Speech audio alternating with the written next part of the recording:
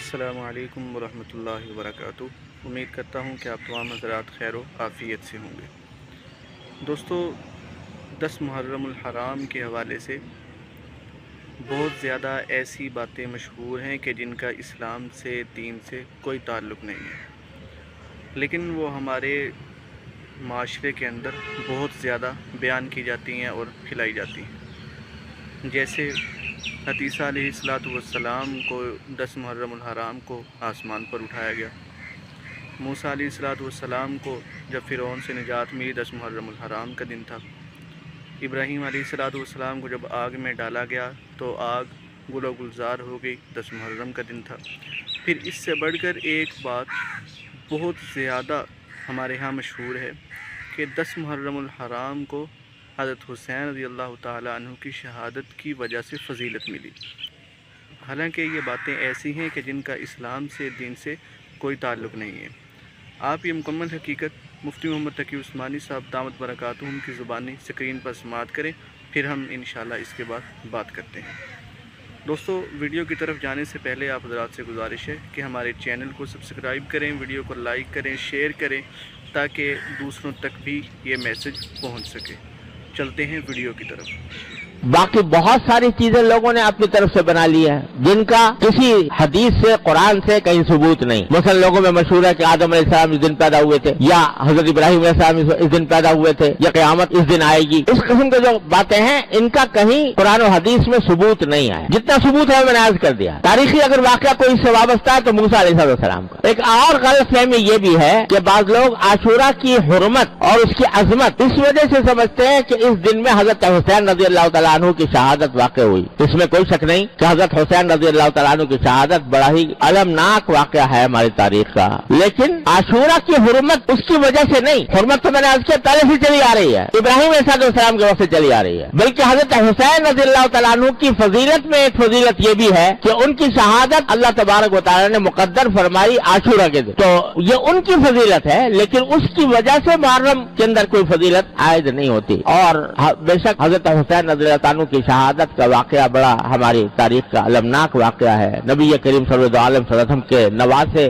آپ کے جگر گوشہ، وہ اس طرح شہید ہوئے مظلومانہ انداز میں، تو یہ ایک بہت ہی بڑا کربناک اور المناک واقعہ ہے۔ لیکن اللہ تبارک و تعالیٰ نے ہمیں یہ تلقین فرمائی ہے، نبی کریم صلی اللہ علیہ وسلم کی تلقین یہ ہے، کسی کی بھی وفات ہو، کسی کی بھی شہادت ہو، تو نبی کریم صلی اللہ علیہ وسلم نے یہ فرمایا کہ اس موقع پر ماتم کرنا، گریبان چاک کرنا، اپنے گالوں کی پٹائی کرنا، اس کو سرکار دو عالم صلی اللہ علیہ وسلم نے ارشاد فرمایا کہ جو ایسا کرے وہ ہم میں سے نہیں ہے۔ اور خود حضرت حسین رضی اللہ تعالیٰ عنہ، کامل ابن اسیر تاریخ کی مشہور کتاب ہے، اس کے اندر لکھا ہے کہ حضرت حسین رضی اللہ تعالیٰ عنہ نے اپنی وفات سے اپنی شہادت سے 2 روز پہلے یا 3 روز پہلے اپنی بہن حضرت زینب رضی اللہ تعالیٰ عنہ ان کو وصیت کی کہ بہن، انہیں یہ الفاظ، میری پیاری بہن، یہ الفاظ ہے، میری پیاری بہن اگر میں شہید ہو گیا تو میرے اوپر نہ گریبان چاک کرنا، نہ اپنے گالوں کو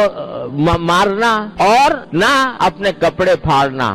یہ وصیت فرمائی حضرت حسین رضی اللہ تعالیٰ عنہ۔ لہذا اس قسم کی جو کارروائیاں کی جاتی ہیں وہ نبی کریم صلی اللہ علیہ وسلم کے احکام کی بھی خلاف ورزی ہے، اور خود حضرت حسین رضی اللہ تعالیٰ عنہ کے احکام کی بھی خلاف ورزی ہے۔ یہ بات مناسب اور نصیحت کے انداز میں ان لوگوں سے کہہ دینی چاہیے کہ جو یہ کام کرتے ہیں۔ لیکن یہ بھی ساتھ میں عرض کر دوں کہ بندے کا کام یہ ہے کہ وہ حق کی بات حق طریقے سے، حق نیت سے اور نصیحت کے انداز میں، شفقت اور محبت کے انداز میں پہنچا دے اس شخص کو جو غلط راستے پر ہے۔ لیکن پھر اس کی ذمہ داری ہے کہ وہ حق کو اختیار کرتا ہے یا باطل کو اختیار کرتا ہے۔ انسان کو اس بات کا مکلف نہیں کیا گیا کہ وہ زبردستی دوسرے کو اپنی بات منوائے۔ قرآن کریم کی وہ آیت جو میں نے پچھلے جمعہ میں پڑھی تھی، نبی کریم صلی اللہ علیہ وسلم سے اللہ تبارک و تعالی نے خطاب کر کے فرمایا، لست علیہم بمسیطر فذکر انما انت مذکر، نصیحت ضرور کرتے رہیے، آپ نصیحت کرنے والے ہیں، لست علیہم بمسیطر، لیکن آپ ان کے اوپر داروغہ بنا کر نہیں بھیجے گئے کہ زبردستی ان کو ہدایت کے راستے پر لائیں۔ جب کافروں کے بارے میں نبی کریم صلی اللہ علیہ وسلم کو یہ ہدایت ہدایت دی گئی ہے، تو اگر کوئی غلط راستے پر ہے مسلمان اسلام کا دعویٰ کرنے والے، ان کو بھی محبت پیار سے بے شک سمجھا دو، لیکن کوئی آدمی داروغہ نہیں بنایا گیا کہ زبردستی اس کو مجبور کرے کہ نہیں تم میری بات مانو اور اپنی بات چھوڑو۔ لہذا یہ جو ہمارے معاشرے کے اندر یہ بعض لوگوں کا یہ ذہن بن گیا ہے کہ وہ دوسروں کو اپنے عقیدے کی طرف زبردستی کھینچے، اور اگر کوئی نہیں آتا تو اللہ بچائے لڑائی کے اوپر بھی آمادہ ہو جائے، مارنے پیٹنے پر بھی آمادہ ہو جائیں، اور اسی کی وجہ سے افسوس ہے کہ ہمارے معاشرے کے اندر یہ قتل و غارت گری کا بھی بازار، خاص طور سے محرم کا جب مہینہ آتا ہے تو اس کے اندر لوگ سہمے ہوئے ہوتے ہیں کہ پتہ نہیں کیا ہو جائے گا، اور ایک دوسرے کے اوپر لڑنے مرنے کے لیے تیار ہو جاتے ہیں اور دوسروں کے خون بہانے کے لیے تیار ہو جاتے ہیں۔ ارے یہ تو وہ مہینہ ہے کہ جس کے بارے میں نے شروع میں بتایا کہ کافر لوگ بھی، لڑائی اگر ہو رہی ہوتی تھی محرم کا مہینہ کے اندر، لڑائی ان کے نزدیک بھی حرام تھی۔ کافر لوگ وہ لڑائی کو اور کشت و خون کو، خون ریزی کو ناجائز سمجھتے تھے۔ اب اگر مسلمان اس محرم کے اندر ایک دوسرے کے گلے کاٹے، ایک دوسرے کے اوپر حملہ آور ہو، یہ بڑا زبردست عیب ہے جو اس قوم کے اوپر لگ رہا ہے۔ اس سے خود بھی بچنے کی ضرورت ہے اور دوسروں کو بھی بچانے کی فکر چاہیے کہ اس مہینے کے اندر کوئی لڑائی جھگڑا نہ ہو۔ حق بات کہنا ہر مسلمان کا حق ہے، اور وہ دوسرے تک حق بات پہنچائے پیغمبرانہ طریقے سے۔ پیغمبر دوستو، آپ نے اسکرین پر شیخ الاسلام مفتی محمد تقی عثمانی صاحب کا کلپ سماعت کر لیا۔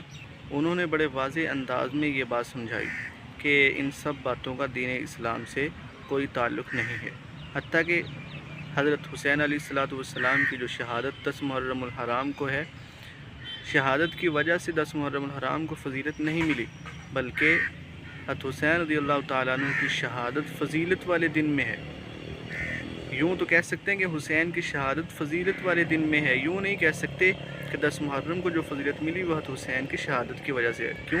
اس لیے کہ 10 محرم الحرام کی جو فضیلت ہے وہ تو پہلے سے چلتی آ رہی ہے۔ دوستو، ویڈیو اچھی لگے تو ویڈیو کو لائک کریں، شیئر کریں اور کمنٹس میں اپنی رائے کا اظہار ضرور دیں۔ ملتے ہیں اگلی ویڈیو میں، تب تک کے لیے اللہ حافظ۔